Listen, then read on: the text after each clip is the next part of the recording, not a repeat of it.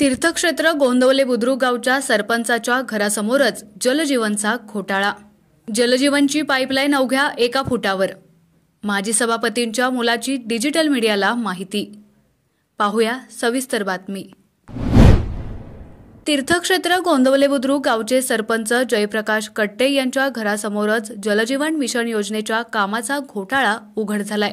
या प्रकरणी माण पंचायत समितीचे सभापती तानाजी कट्टे यांचे चिरंजीव विवेक तानाजी कट्टे यांनी डिजिटल मीडियाकडे याबाबतची माहिती दिली. त्यांनी दिलेल्या माहितीनुसार गोंदवले बुद्रुक गावच्या हद्दीतील नरवणे रोडवर गोंदवल्याचे विद्यमान सरपंच जयप्रकाश कट्टे यांचं घर आहे.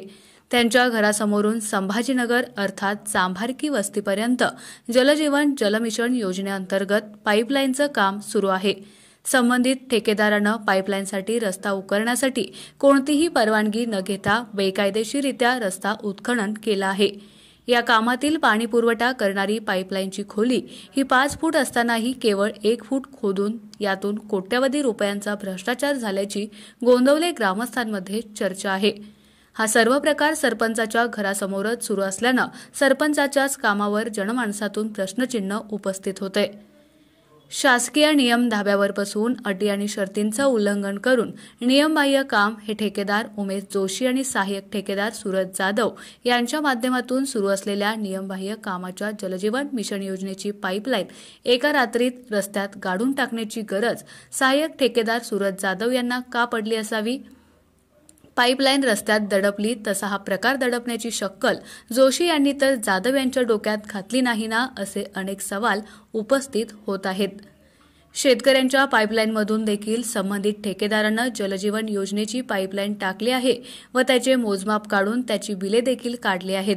या पाईपलाईनच्या कामात मोठा भ्रष्टाचार असल्याची शंका व्यक्त करून गोंदवले बुद्रुक ग्रामपंचायत संबंधित विभागाचे अधिकारी आणि ठेकेदार यांच्या संगनमतानं ही कामे सुरू असल्याचा आरोपही विवेक कट्टे यांनी केलाय.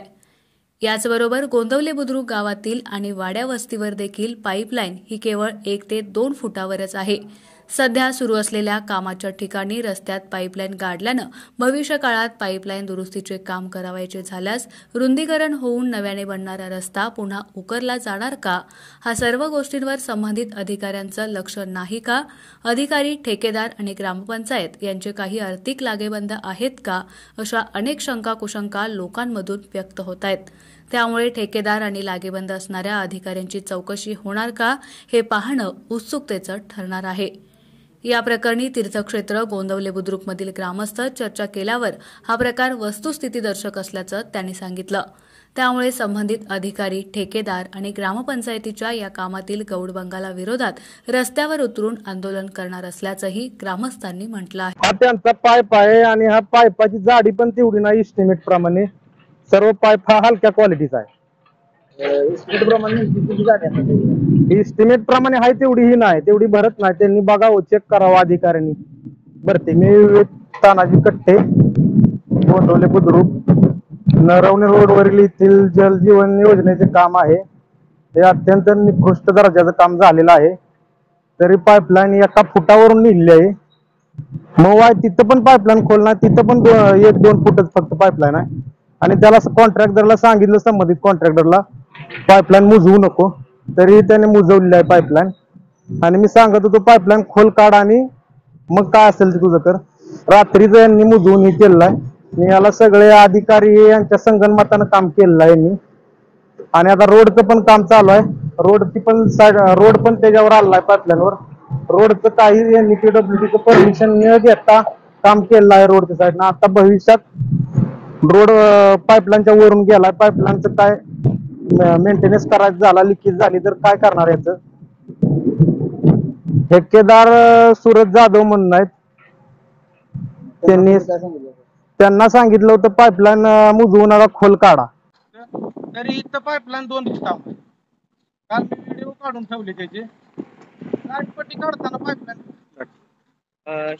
कुठपर्यंत काम आहे असं पाईपलाईनचं? हे काम आता इथं खाली संभाजीनगर वस्ती आहे, त्या वस्तीपर्यंत गेलं.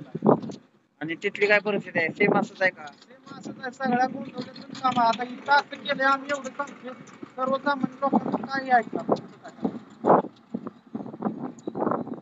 पाणी पाण्याच्या टाकीचा एक विषय आहे. पाण्याची टाकी त्यांनी बांधली का जलजीवनची सेपरेट? पाण्याची टाकी काय बांधली का ते काय मला माहितच नाही, बांधली का नाही. नाही, पण पाण्याची टाकी जी आश्रमशाळेच्या तिथं आहे का नाही, त्याला त्यांनी ह्या जलजीवनच्या कामाचा बोर्ड लावलाय. नाही ती भारत फोर्सची टाकी आहे पाण्याची टाकी.